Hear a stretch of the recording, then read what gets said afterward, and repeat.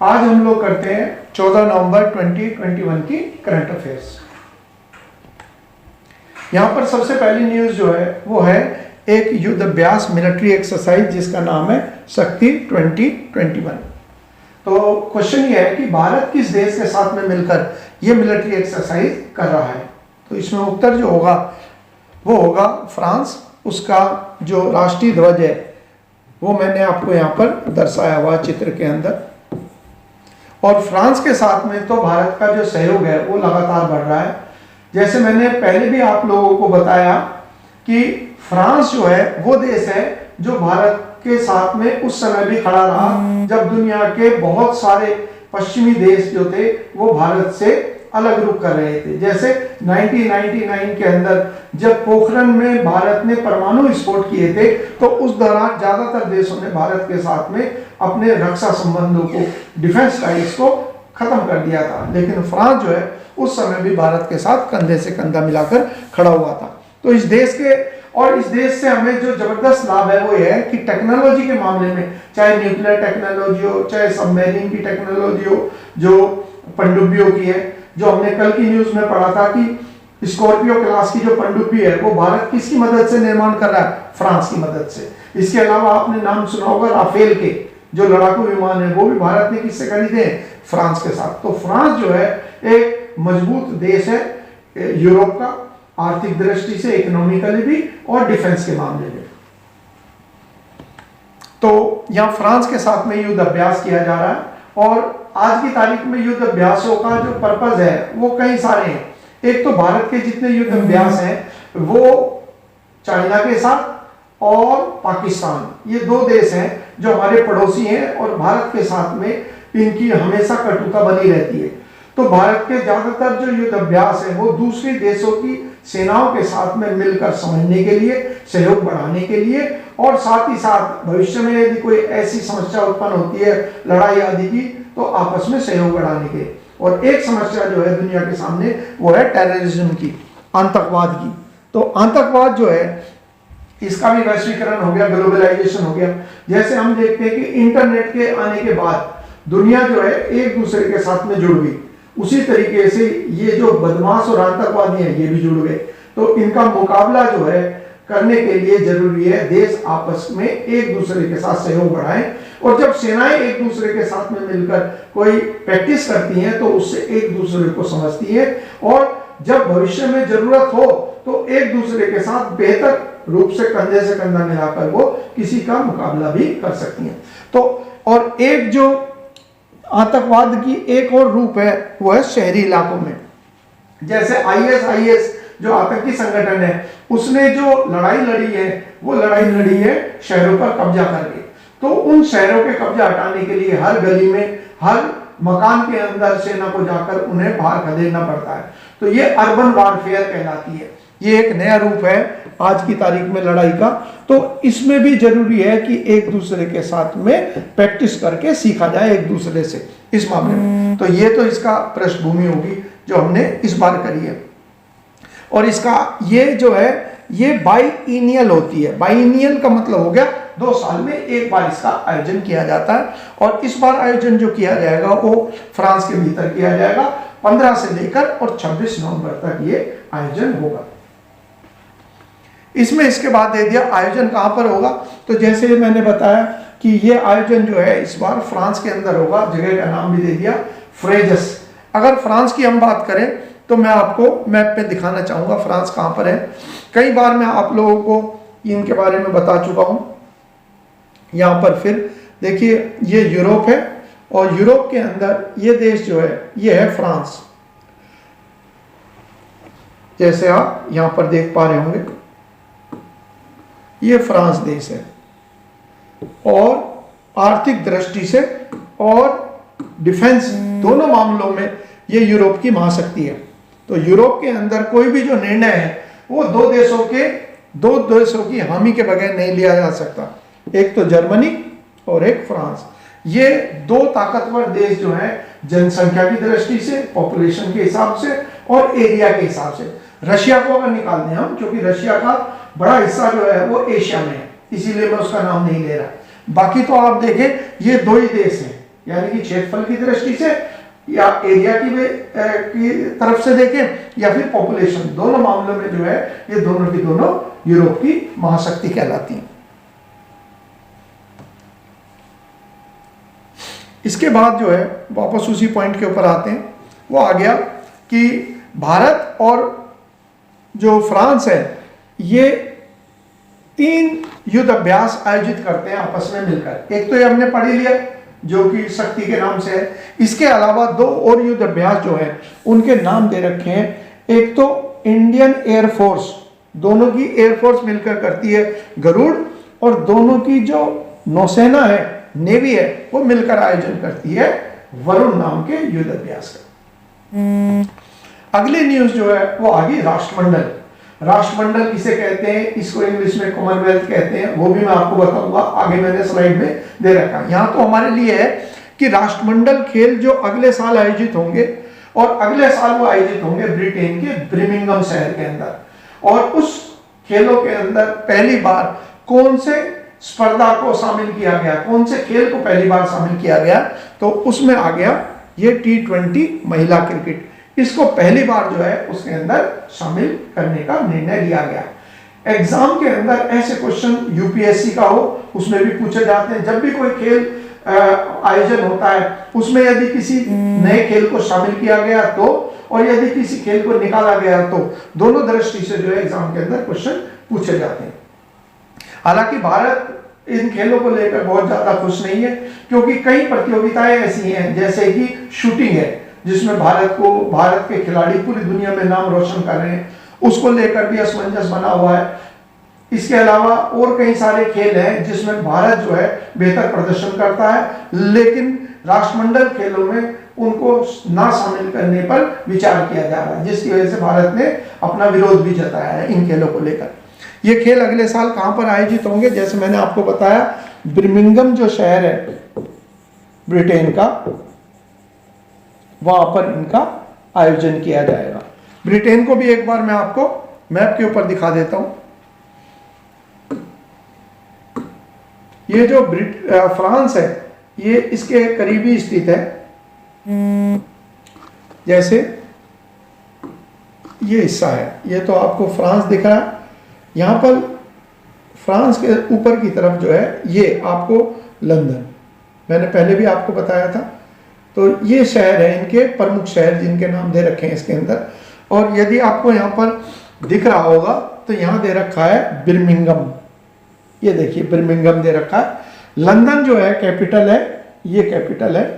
और ये जो पूरा का पूरा देश है जिसको यूके कहते हैं, यूनाइटेड किंगडम कहा जाता है इसको, इसमें ये हिस्सा जो है ये कहलाता है किस नाम से, इसको कहते हैं इंग्लैंड, जैसे लिखा हुआ है यहाँ पर इंग्लैंड। और ये हिस्सा जो है इसे कहते हैं वेल्स। और ये ऊपर का हिस्सा जहाँ ये ग्लासगो एडिनबर्ग है इसको कहते हैं स्कॉटलैंड, ये स्कॉटलैंड कहलाता है। और ये हिस्सा जो है यूके का, यूके के अंदर ये हिस्सा आता है, इसको कहते हैं नॉर्दर्न आयरलैंड या उत्तरी आयरलैंड। तो उत्तरी आयरलैंड जो है इसका अलग प्रधानमंत्री होता है। ये जो बोरिस जॉनसन है जिनकी फोटो कुछ समय से आप देख रहे होंगे, क्योंकि यहाँ पर क्या चल रहा है, यहाँ पर जो एक सम्मेलन आयोजित हो रहा है जिसका नाम क्या है, COP26। कहां पर हो रहा है, आपने नाम भी सुना होगा। तो ये नाम जो है ये सुना होगा आपने, ग्लासगो, ग्लासगो का नाम आ रहा है। तो यहां पर देखें ये ग्लासगो है, यहां पर ये, ठीक है। तो यानी कि स्कॉटलैंड के अंदर ये स्थित है। तो यहाँ पर क्या चल रहा है, यहाँ पर इस टाइम पर जो मीटिंग चल रही है उसका नाम है कॉन्फ्रेंस ऑफ पार्टीज। और कौन सी बैठक चल रही है, 26वीं बैठक का आयोजन किया जा रहा है। इसके बारे में आज जो मैं न्यूज कराऊंगा उसमें भी मैं आपको इनके बारे में बताता हुआ चलूंगा। कुछ मैंने इसके प्रिपेयर कर रखे हैं नोट्स भी। वापस आते हैं, तो ये आयोजन कहां पर किया जाएगा, बिर्मिंघम। बिर्मिंघम कहां पर है, यूनाइटेड किंगडम में। और यूनाइटेड किंगडम का कौन से राज्य में है उसका नाम, या कौन से प्रोविंस में है उसका नाम है स्कॉटलैंड, वहां पर ये स्थित है। इसके अलावा ये जो खेल हैं इन खेलों के बारे में थोड़ा सा कुछ और पॉइंट्स बता रखे हैं। जैसे यहाँ पर दे रखा है कि पहले कॉमनवेल्थ गेम कहाँ पर हुए थे, 1930 के अंदर हुए थे। कनाडा जो देश है उसका एक शहर है हैमिल्टन, वहां पर इनका आयोजन सर्वप्रथम किया गया था। ये तो हमें फैक्चुअल पॉइंट है जो आगे ध्यान रखने हैं। और ये जैसे कि ज्यादातर प्रतियोगिताएं आप देखो, T20 को छोड़ दीजिए, T20 जो क्रिकेट का अभी आयोजन चल रहा है दुबई में, तो वहां पर वो T20 की तो प्रतियोगिता हर 2 साल में एक बार होती है, लेकिन बाकी ज्यादातर जो खेल है, चाहे एशियाई खेल हो, चाहे ओलंपिक्स हो और चाहे राष्ट्रमंडल खेल हो, ये कहां पर आयोजित होते हैं? ये हर कितने वर्ष के बाद आयोजित होते हैं? हर 4 वर्ष के बाद ही इनका आयोजन किया जाता है। अब आगे अगला पॉइंट कि राष्ट्रमंडल किसे कहते हैं? तो राष्ट्रमंडल को ही कॉमनवेल्थ भी कहते हैं। आमतौर पर तो आप ये मान लीजिए वो देश जो कभी ब्रिटेन के कॉलोनी या उपनिवेश रहे थे, यानी कि जिन पर अंग्रेजों का प्रभुत्व था या अंग्रेज उन पर शासन करते थे। चूंकि अंग्रेजों ने शासन के दौरान उन सारे देशों में एक सी ही पॉलिसी अपनाई थी, वहां पर आईपीसी, सीआरपीसी जैसे कानून है, या फिर पुलिस व्यवस्था एक जैसी है, पार्लियामेंट की सिस्टम अगर है या संसदीय व्यवस्था है तो वो भी एक जैसी है, तो जाहिर बात है उनमें जो समस्याएं होंगी वो भी एक जैसी है। इसीलिए आपस में सहयोग बढ़ाने के लिए ये राष्ट्रमंडल नाम का रचना की गई और उस राष्ट्रमंडल के तहत ही एक संगठन बनाया गया जिसको कहते हैं कॉमनवेल्थ। तो ये कॉमनवेल्थ है। इसका निर्माण किसके द्वारा किया गया? जैसे कि नाम है ब्रिटेन। आपको ध्यान है मैंने आपको ब्रिटेन के बारे में बताया। बोरिस जॉनसन जो है यूनाइटेड किंगडम के प्रधानमंत्री नहीं है। बोरिस जॉनसन जो प्राइम मिनिस्टर है वो केवल ब्रिटेन के हैं, जिसके अंदर आता है इंग्लैंड, वेल्स और स्कॉटलैंड। इसके अंदर कितने देश शामिल हैं? तो इसके अंदर 53 कंट्रीज जो है वो इसके अंतर्गत शामिल है। अब इन 53 देशों में यदि मैं आपको दूर हट जाता हूं ताकि आप उसे बेहतर रूप से देख पाओ, देखिए पूरी दुनिया में अलग अलग हिस्सों के अंदर ये फैले हुए हैं जिनको हम कॉमनवेल्थ कहते हैं। यहां पर देखिए इधर की तरफ तो न्यूजीलैंड आ गया। अगर हम ईस्ट की तरफ से चलना शुरू करें तो आप देखेंगे यहां पर तो न्यूजीलैंड, ऑस्ट्रेलिया, ये छोटे देश हैं जैसे मलेशिया, ब्रुनेई, ये भी आ गए। फिर इधर की तरफ म्यांमार, इंडिया, श्रीलंका, पाकिस्तान, ये तो सब थे। इधर यमन, ओमान, इधर की तरफ आ जाता है इसके अंदर, जैसे यहां पर आ गया सीरिया, या इधर की तरफ तो फिर पूरा अफ्रीका के देश, ऊपर की तरफ तो इजिप्ट या मिस्र कहलाता है और नीचे की तरफ साउथ अफ्रीका। इसके अलावा और भी कई सारे देश है, जैसे रवांडा का नाम आता है, कीनिया का नाम आता है, तंजानिया है, ये सारे देश। इसके बाद इधर की तरफ अगर आप आएंगे ईस्ट की तरफ, पूरब की तरफ को, तो यहाँ भी आप पाते हैं कि यहाँ पर भी कई सारे कंट्री हैं। जैसे यहाँ पर देख लीजिए, ये इधर की तरफ जो है ये कनाडा का नाम आता है, ठीक है। और कुछ ये दक्षिण साउथ अमेरिका में तो केवल एक ही कंट्री है, ठीक है। ये सारे के सारे देश जो हैं किसी ना किसी समय पर अंग्रेजों के अधीन रहे हैं, इसीलिए अंग्रेजों ने यहाँ पर ये व्यवस्था चलाई हुई थी जिसको कहते हैं कॉमनवेल्थ। वापस आते हैं। अब जो ये कॉमनवेल्थ होते हैं, इनका एक सम्मेलन होता है हर 2 साल में एक बार। इसको कहते हैं चोगम। ये लिखा हुआ है हिंदी में चोगम, और इसी को ये लिखते हैं चोगम ऐसे इंग्लिश में। चोगम का मतलब क्या है? Commonwealth head of government meeting, यानी कि राष्ट्रमंडल देशों के जो राष्ट्राध्यक्ष हैं उनकी बैठक का एक आयोजन किया जाता है, इसी को चोगम के नाम से जाना जाता है। और इसके ये जो सम्मेलन है ये 2 साल में एक बार आयोजित किया जाता है। और जो पिछला आयोजन किया गया था वो किया गया था 2018 में। और 2018 में कहां पर हुआ था? ये ब्रिटेन में लंदन के अंदर आयोजित किया गया था। और इसके बाद 2020 में ये होना था मलेशिया में, लेकिन मलेशिया के जो अध्यक्ष हैं वो इस मीटिंग में हिस्सा लेने ही नहीं गए लंदन में। तो जब वो हिस्सा ही लेने नहीं गए तो किसी ने प्रपोज भी नहीं करा कि भाई हम आयोजन करना चाहते हैं, जिसकी वजह से उसके बाद ये आयोजन का जो अधिकार है वो मिल गया। रवांडा नाम का देश पड़ता है अफ्रीका के अंदर। फिर ये उसने मेजबानी का प्रस्ताव रखा कि वो चाह रहा है वो मेजबानी करे। यहाँ पर देखिए ये अफ्रीका कॉन्टिनेंट के बारे में सबसे ज्यादा देशों वाला महाद्वीप कौन सा है? अफ्रीका कहलाता है। या फिर मानवता का पालना किसे कहते हैं, क्रेडल ऑफ ह्यूमैनिटी किसको कहते हैं, ये अफ्रीका को कहते हैं। तो अफ्रीका में ही जहां ये कीनिया पड़ता है, यहाँ पर एक देश है जिसका नाम है, देखिए, रवांडा, यहाँ पर दे रखा मैंने, ये देखिए, ये एक देश है रवांडा। इसके इधर की तरफ तो Tanzania, democratic Republic of Congo और ऊपर की तरफ युगांडा है। ये जो झील दे रखी है ये विक्टोरिया झील है, इधर की तरफ तंगानिका झील है। तो इनके बीच में स्थित है ये अफ्रीका महाद्वीप का देश जिसको कहते हैं रवांडा। तो यहां पर तो 2021 में बैठक आयोजित होनी थी, हालांकि अब ये बैठक कब आयोजित होगी, 2022 में ये प्रस्तावित है। ये हमारे लिए एक कन्वेंशनल क्वेश्चन बन गया। अगली जो न्यूज है वो है एक पुरस्कार से संबंधित जिसको कहा जाता है ग्रीन सॉल्यूशन अवार्ड। ये जो ग्रीन सॉल्यूशन अवार्ड है ये किस क्षेत्र में दिया जाता है, तो मैं आपको एक चित्र दिखा देता हूं, उससे आपको स्पष्ट भी हो जाएगा।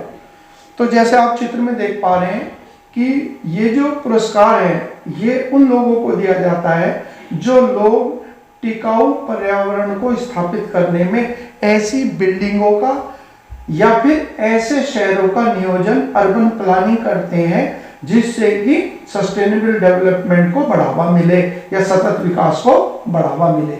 इसी क्रम के अंतर्गत ये पुरस्कार प्रदान किया जाता है।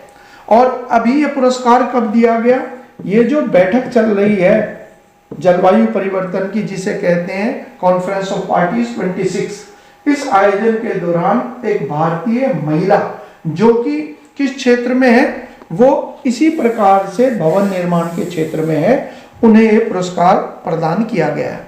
यहाँ पर नाम दे रखा है उनका सुहासिनी अय्यर, ये ध्यान रखना आपको।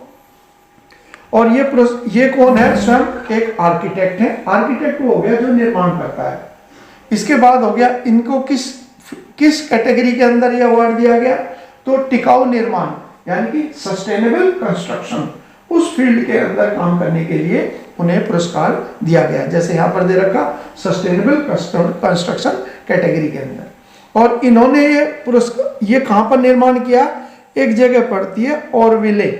ऑरविले जो जगह है ये कहाँ पर है और कैसे हम इसको अपने इतिहास के साथ जोड़ सकते हैं, तो भारत के एक महान क्रांतिकारी हुए, योग गुरु भी कहा जाता है, सनातन धर्म के रक्षक भी कहा जाता है, उनका नाम है अरविंदो घोष। अरविंदो घोष जो है जब 1905 के अंदर हमारे यहाँ पर बंगभंग आंदोलन शुरू हुआ, यानी कि हमारे यहाँ पर जो बंगाल के पार्टीशन के विरुद्ध आंदोलन हुआ था, स्वराज आंदोलन, उसके आंदोलन खत्म होने के बाद वो फिर उन्होंने राजनीति से संन्यास ले लिया और ऑरविला में जाकर उन्होंने अपना आश्रम स्थापित करा। तो उन्हीं की एक शिष्या थी जिन्होंने आगे चलकर इस ऑरविले नाम के नगर के निर्माण में महत्वपूर्ण भूमिका निभाई। तो ये सुहासिनी अय्यर जो है इन्होंने कहां पर निर्माण कराया, ऑरविला के अंदर सतत और टिकाऊ पद्धति से किया गया। सतत और टिकाऊ पद्धति कैसे होगी, उदाहरण लीजिए अब आप, हमारे यहाँ पर जो बड़े शहर हैं जैसे बेंगलुरु है या दिल्ली है, मुंबई है, तो वहां पर जब निर्माण किया जाता है तो परमिशन लेनी पड़ती है कई विभागों से, जिसके अंतर्गत एनर्जी सेविंग यानी कि ऊर्जा संरक्षण से संबंधित विभाग से भी अनुमति लेनी पड़ती है। क्योंकि अगर कोई ऐसा भवन बनाया जा रहा है जहां पर बहुत ज्यादा गर्मी होगी तो वहां एसी का ज्यादा इस्तेमाल होगा, और गर्मी होने का मतलब है कि शीशे अगर लगा दिए जाए, क्योंकि शीशे आने वाली जो सूरज की गर्मी है उसे तो अंदर आने देते हैं, लेकिन जब वो टकरा कर वापस जाती है तो उसे बाहर नहीं जाने देते। इसीलिए जो भी शीशे की बिल्डिंग होगी वहां बहुत ज्यादा गर्मी होगी। तो अनुकूल बनाने के लिए, ताकि कम से कम खर्चा ऊर्जा पर किया जाए, इससे हमारा पर्यावरण भी सुरक्षित रहेगा। इसी को हम सतत और टिकाऊ पद्धति कहते हैं, यानी कि ऐसा काम जो पीढ़ी दर पीढ़ी चल सके, उसके लिए इनको ये पुरस्कार दिया गया। इस अकाउंट में जल प्रबंधन, वाटर मैनेजमेंट, शहरी नियोजन, अक्षय ऊर्जा यानी कि अर्बन प्लानिंग या फिर सस्टेनेबल जो रिन्यूएबल एनर्जी है उनमें जो काम करते हैं उनको ये पुरस्कार प्रदान किए जाते हैं। अब यहाँ पर इसके बारे में दे दिया ऑरविला के बारे में, याद रखें ऑरविले का निर्माण इसलिए इंपॉर्टेंट है क्योंकि ऑरविला जो है ये आप जानते हो पुदुचेरी और तमिलनाडु, पुदुचेरी है चारों तरफ तमिलनाडु से घिरा हुआ है। जरा आप इसके अंदर मैप के अंदर देख लीजिए जहां मैं आपको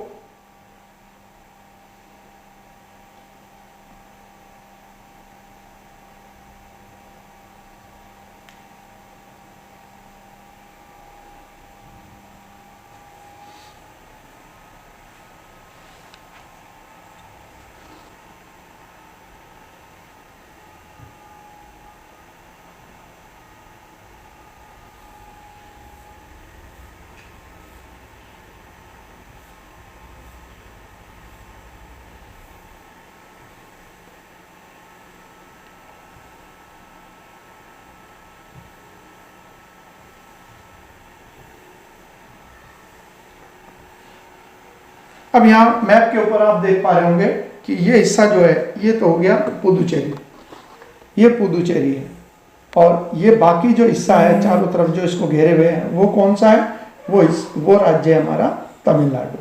तो इस प्रकार से ये जो ऑरविले है जो निर्माण किया गया है ये दोनों में ही अवस्थित है, यानी कि बटा हुआ है, कुछ हिस्सा इसका पुदुचेरी में है और कुछ जो है वो तमिलनाडु स्टेट के अंदर है।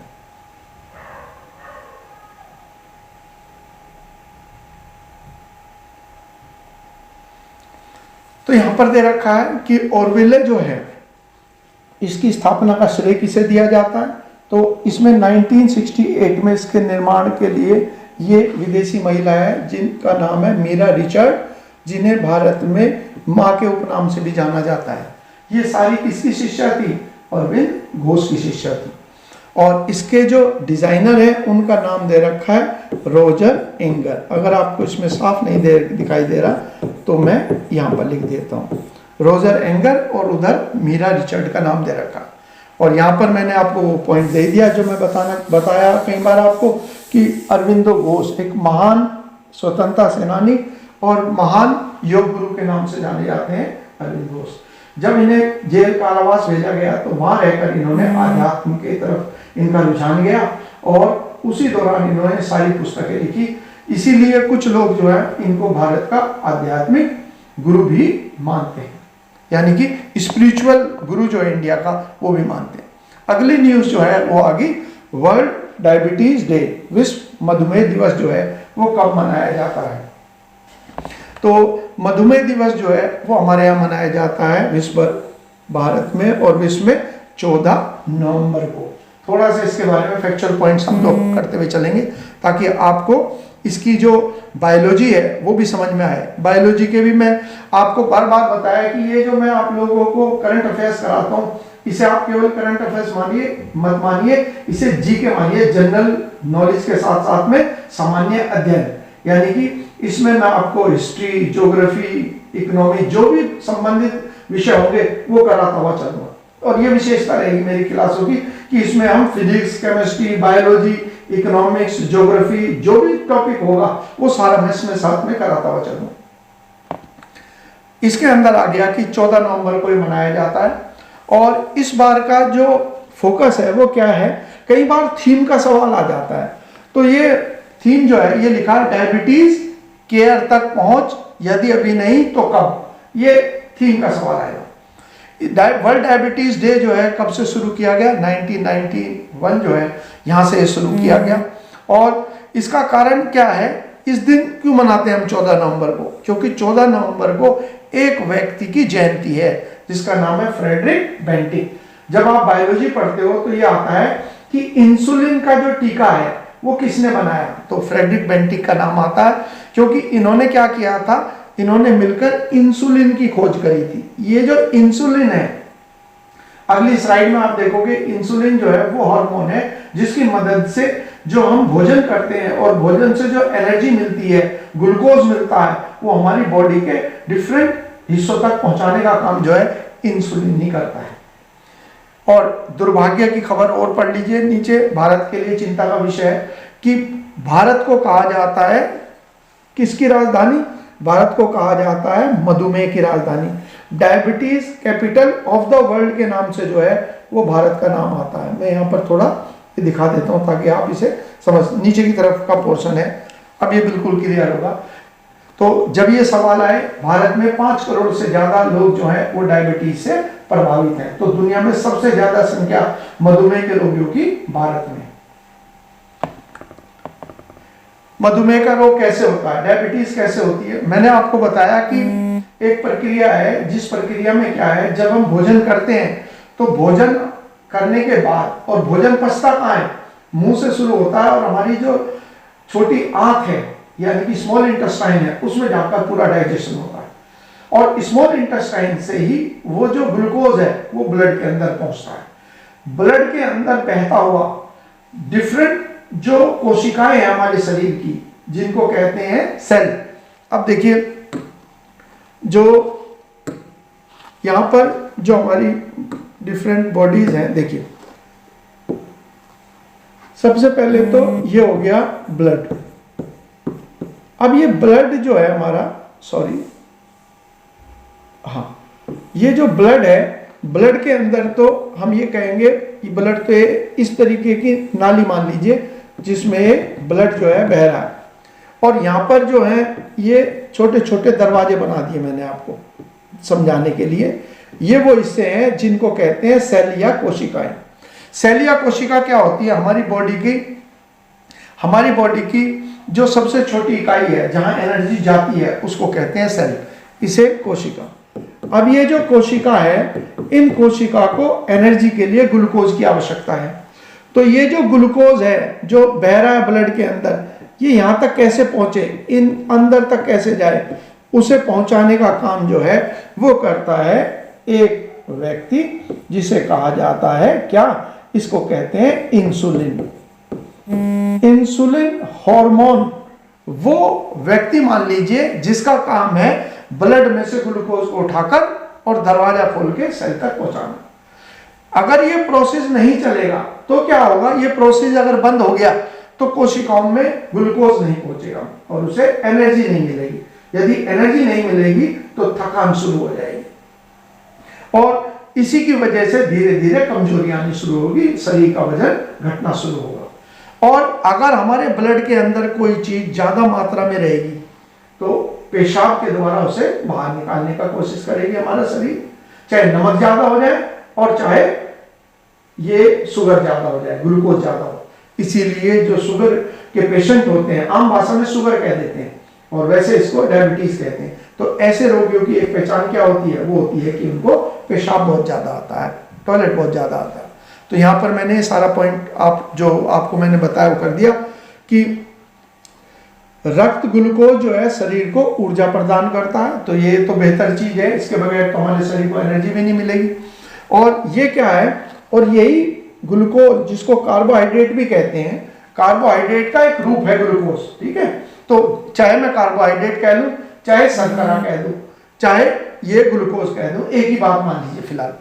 ये आंतों में पहुंचकर, क्योंकि हमारे खाना पचता कहाँ है, खाना पचेगा हमारी छोटी आंत में, ये ग्लूकोज में परिवर्तित हो जाता है और यहां से ही हमारे ब्लड के अंदर ये एब्जॉर्ब होता है, अवशोषित होकर ब्लड में पहुंचता है, और ब्लड के माध्यम से ये हर सेल तक, ये जो वर्ड लिखा है कोशिका, कोशिका का मतलब हो गया सेल, इसे कहते हैं मानव शरीर की सबसे छोटी unit, smallest unit, functional unit of human body, यहां पर पहुंचता है। और इसे पहुंचाने का काम कौन करता है, मैंने चित्र के माध्यम से, आप ध्यान कीजिए, चित्र के माध्यम से मैंने आपको समझाया था।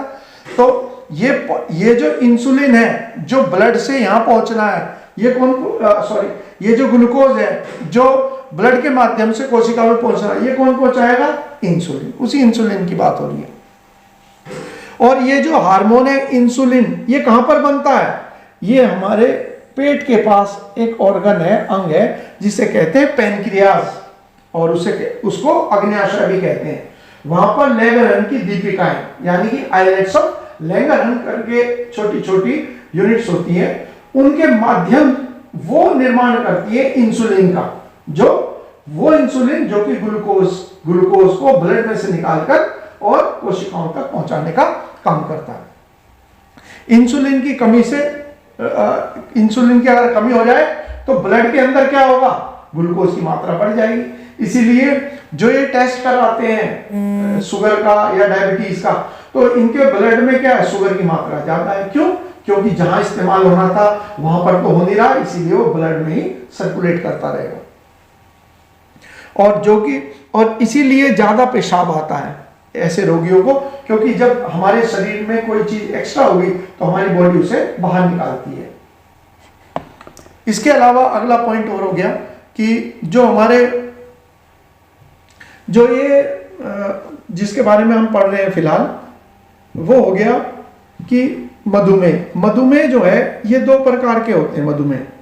एक तो कहलाता है टाइप 1, दो देख लीजिए, इसको टाइप 1 कहते हैं और ये कहलाता है टाइप 2। दोनों में केवल अंतर ये है कि जो टाइप 1 है ये तो बच्चों में होता है, और ये कब होता है, टाइप 1 जो है ये जब होता है कि जब ब्लड के हमारे शरीर के अंदर इंसुलिन बिल्कुल नहीं बनता या बहुत थोड़ी मात्रा में बनता। ऐसे बच्चे जो है पूरी जीवन भर इंजेक्शन के सहारे ही अपनी जिंदगी बिताते हैं। शिशु अवस्था में छोटे से बच्चों को भी 7 साल की उम्र में, 8 साल की उम्र में ऐसा रोग हो जाता है, तो उन्हें इंजेक्शन की मदद से ही अपना जीवन यापन करना पड़ता है।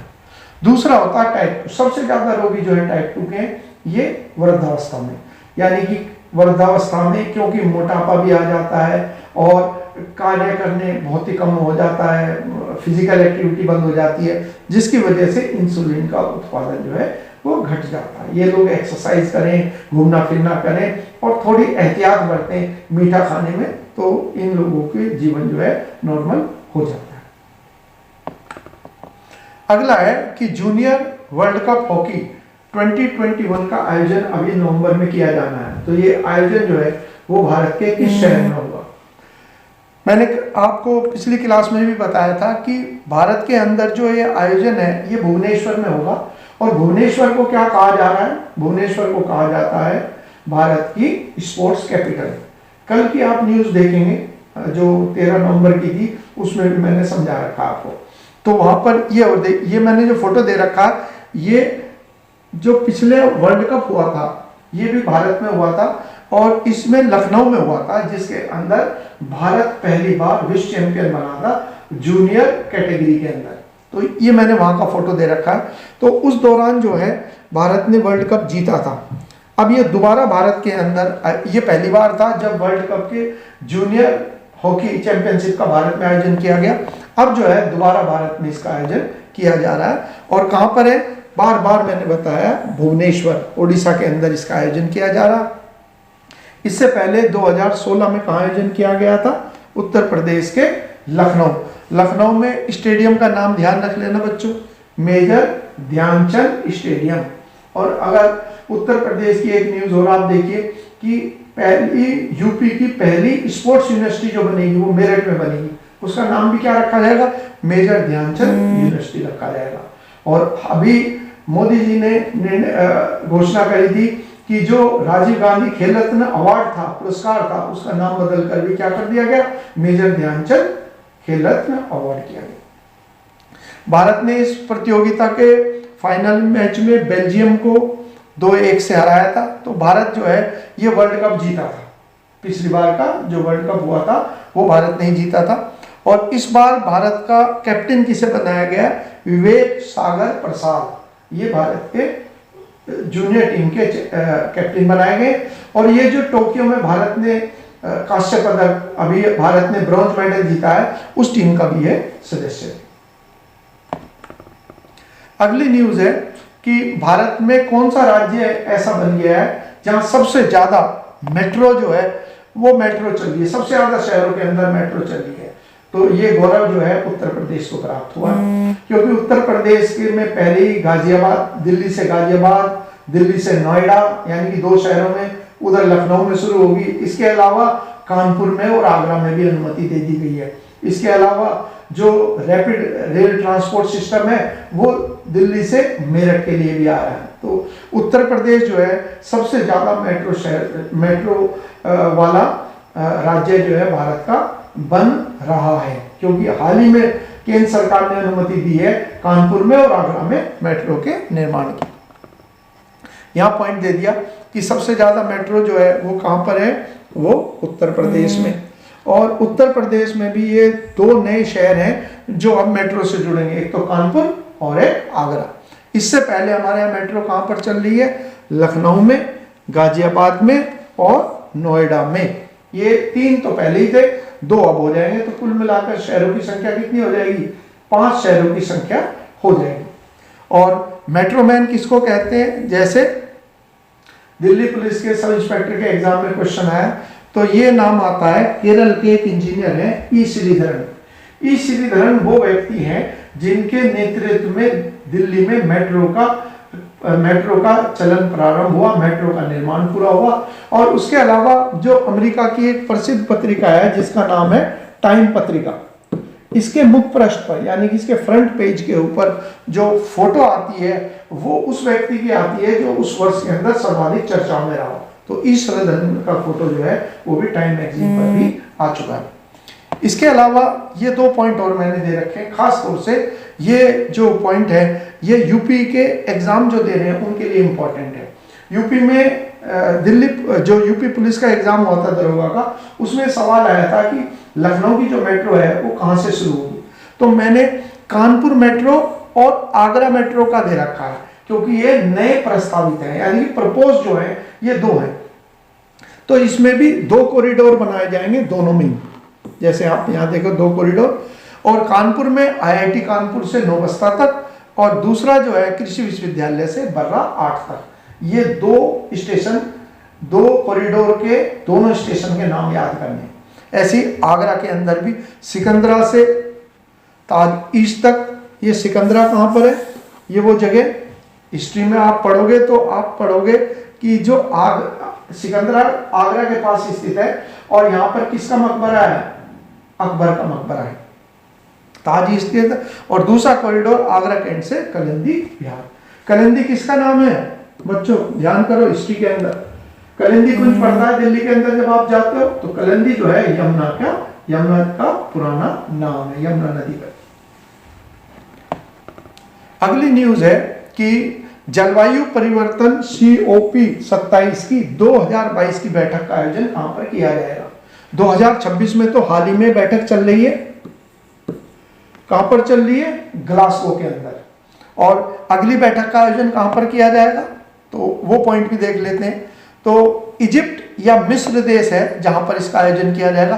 फिलहाल ये आयोजन कहां पर किया जा रहा है और जो खत्म हुआ है अभी, देखो मैंने आपको बताया भी है कई बार बोल के कि ये ग्लासगो जो शहर पड़ता है, कहां पर है ग्लासगो शहर, ग्लासगो जो है ब्रिटेन के अंदर स्थित है। और मोदी जी जो है इसमें हिस्सा लेने के लिए गए हुए। आप ध्यान करो, मैंने अभी आपको पढ़ाया था कि कहाँ है ये ग्लासगो। अगर आपको थोड़ा सा वो ध्यान हो, इससे पहले मैंने आपको कराया था, है ना, इसीलिए बताया था कि जब ब्रिटेन के बारे में हम पढ़ रहे थे ये, तो फ्रांस के उत्तर में यूनाइटेड किंगडम, और यूनाइटेड किंगडम में यहाँ पर जहाँ एडिनबर्ग लिखा हुआ है, ये एडिनबर्ग लिखा हुआ है, वहाँ पर ही स्थित है ये है ग्लासगो। और ये एडिनबर्ग किसकी राजधानी है, ये इनका हिस्सा है जिसे कहते हैं कौन से नाम से, स्कॉटलैंड के नाम से। अब अगली जो बैठक है उसका आयोजन कहां पर किया जाएगा, क्योंकि ये तो कॉन्फ्रेंस ऑफ पार्टी 26वीं मीटिंग थी। अब हम पूछ किसकी रहे, कॉन्फ्रेंस ऑफ पार्टी 27 की। तो इसमें नाम किसका आएगा, उसमें नाम आएगा मिस्र का। मिस्र को ही इजिप्ट भी कहते हैं, ये इजिप्ट हो गया। और इसका भी आप लोग चित्र देख लीजिए, इजिप्ट की जब बात करेंगे हम कि इजिप्ट कहां पर स्थित है, अफ्रीका महाद्वीप के अंदर स्थित है। और ये यहां पर आप देखिए, इसी को मिस्र कहते हैं, इजिप्ट को ही। और इसका ये हिस्से जो है यहां पर है, ये जो शेख के नाम से है, यानी कि इनका एक ये टूरिस्ट प्लेस है, जैसे हमारा गोवा है समुद्र तट पर, ऐसे इनका एक ये प्रसिद्ध स्थान है। और मिस्र की राजधानी क्या है, कायरा। और कायरा को किसका वरदान कहा जाता है? कौन सी नदी का? नील नदी का वरदान। क्योंकि नील नदी जो है, ये आपने देखा था, मैंने जब आपको बताया था कि नीचे की तरफ रवांडा था, तो वहाँ पर क्या, विक्टोरिया झील, तो वहाँ से ही ये नदी आ रही है जिसे कहा जाता है नील नदी। ये नील नदी के मुहाने पर स्थित है, जो दुनिया की सबसे लंबी नदी कही जाती है।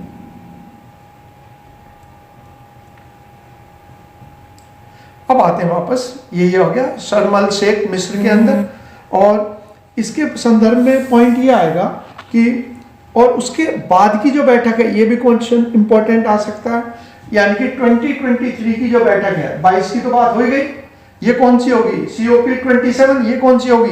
COP28। इसका आयोजन कहाँ किया जाएगा? संयुक्त अरब अमीरात। ये UAE कहाँ पर स्थित है? फिर चलते हैं उसी के ऊपर। अभी वर्ल्ड, ये जो T20 चल रहा है, ये T20 अभी यहीं पर ही आयोजित किया जा रहा है, जिसको कहते हैं UAE।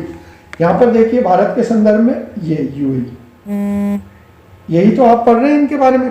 कहाँ पर ये UAE कहाँ पर है? ये UAE है, ये दुबई।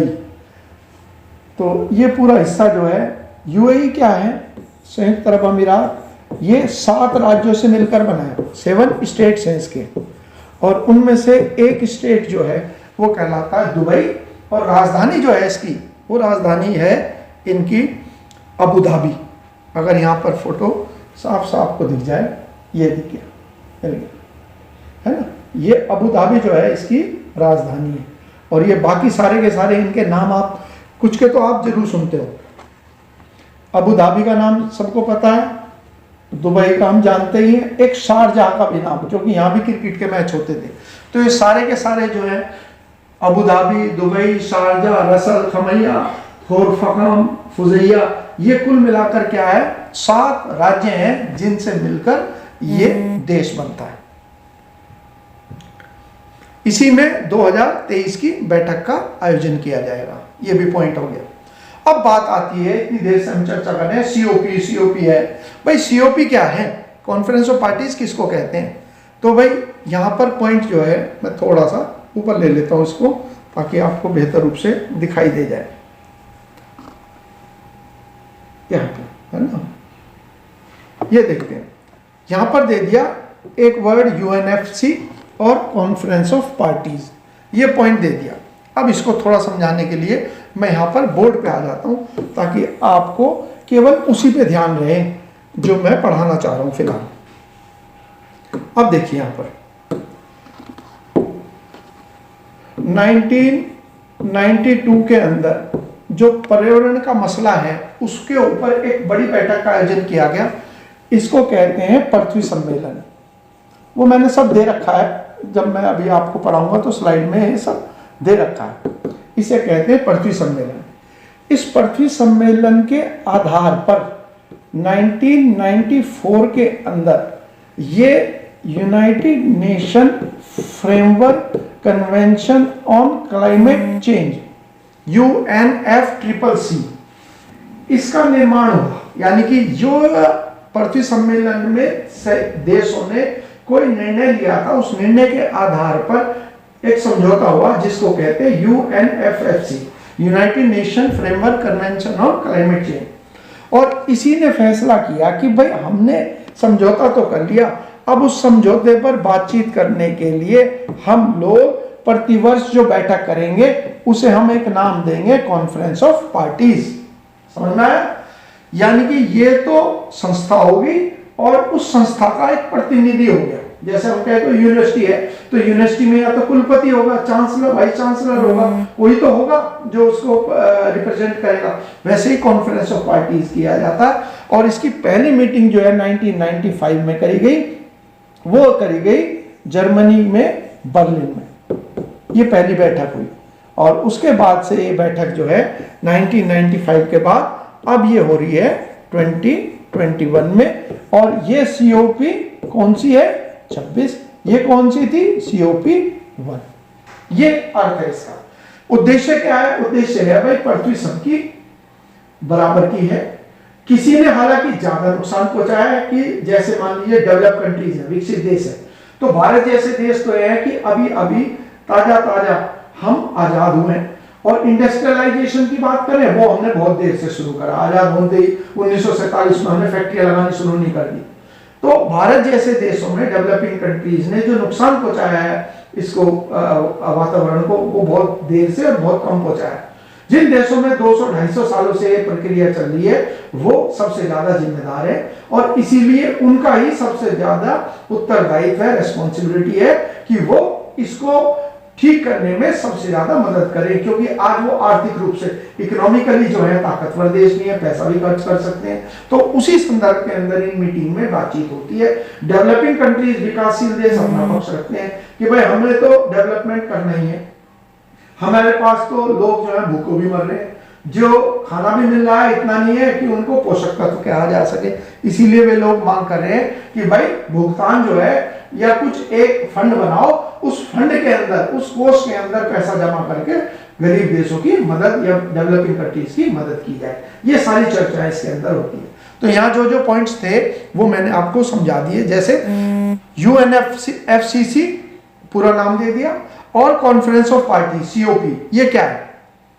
UNFCCC क्या हो गया? एक समझौता हो गया जो किसका परिणाम था? पृथ्वी सम्मेलन का परिणाम था, जिसका उद्देश्य क्या है? ग्रीन हाउस गैसों के एमिशन को कंट्रोल करना। रोक तो कोई माइकल ला नहीं सकता।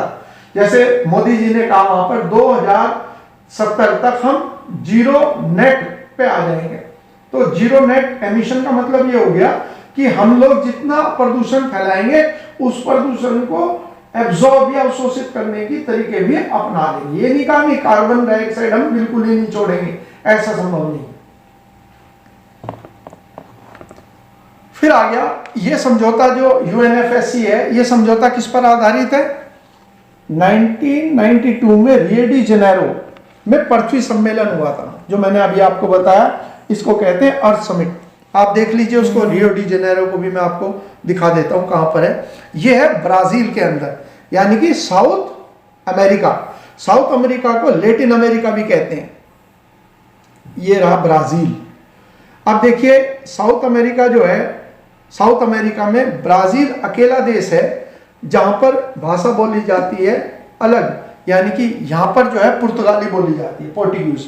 बाकी जितने भी देश हैं यहां से लेकर और मैक्सिको तक आप जाएं, ये सारे एक समय जो थे वो किसने गुलाम बनाए हुए थे? स्पेन ने। तो इसीलिए अभी भी ये जो है वो स्पेनिश बोली जाती है यहाँ पर। और यहाँ हम पढ़ रहे हैं ब्राजील, बहुत बड़ा देश है दुनिया का, और यहाँ पर ही पड़ता है। इनकी पुरानी राजधानी जो है उसी को कहते हैं रियो डी जेनेरो। अब तो वर्तमान में इनकी राजधानी कौन सी है?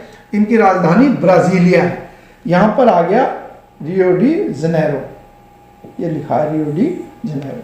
तो इनका तटवर्ती क्षेत्र है, और ये हिस्सा कौन सा है? ये है साउथ अटलांटिक ओशन।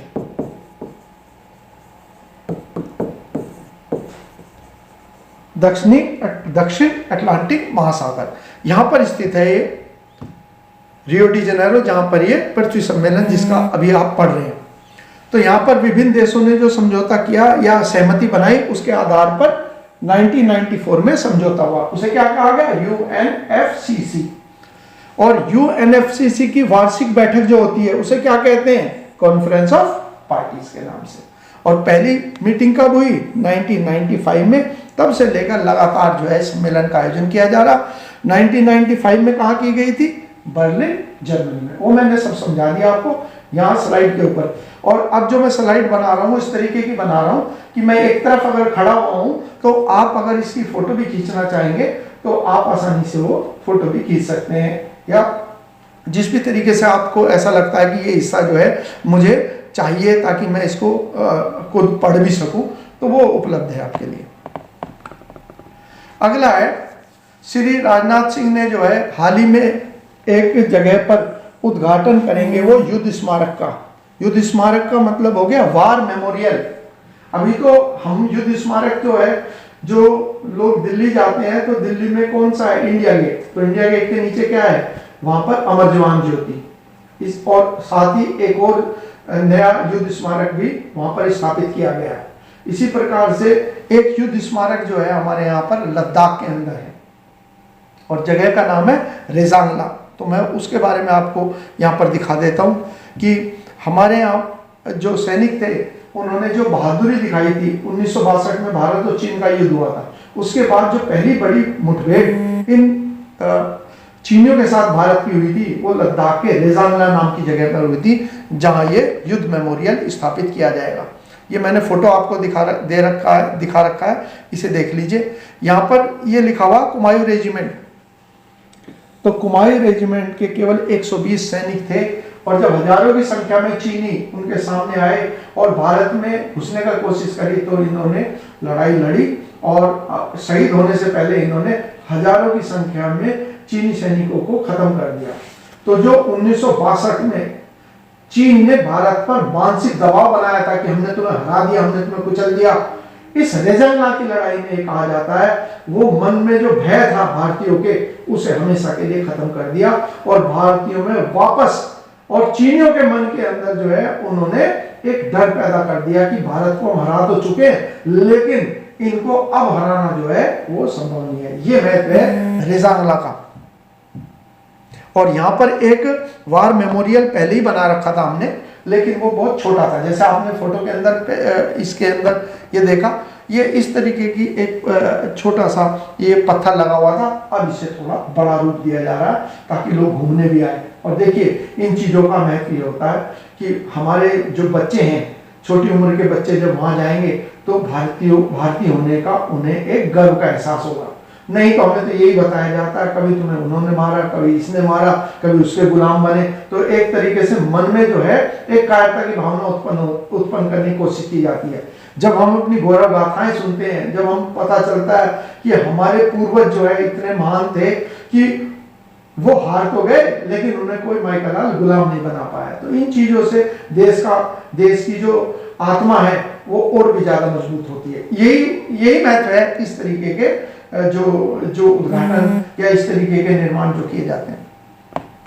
तो यहाँ रेजांगला की बात है, और 18 नवंबर 1962 के अंदर यहाँ भारतीय सेना के 13 कुमायूं के जो 13 कुमायूं रेजिमेंट, देखिए रेजिमेंटें बनी हुई हमारे यहाँ, गढ़वाल रेजिमेंट है, कुमायूं रेजिमेंट है, तो उसी के अंतर्गत जो है ये लैंसडाउन के अंदर स्थित है उत्तराखंड में कुमायूं रेजिमेंट का हेडक्वार्टर।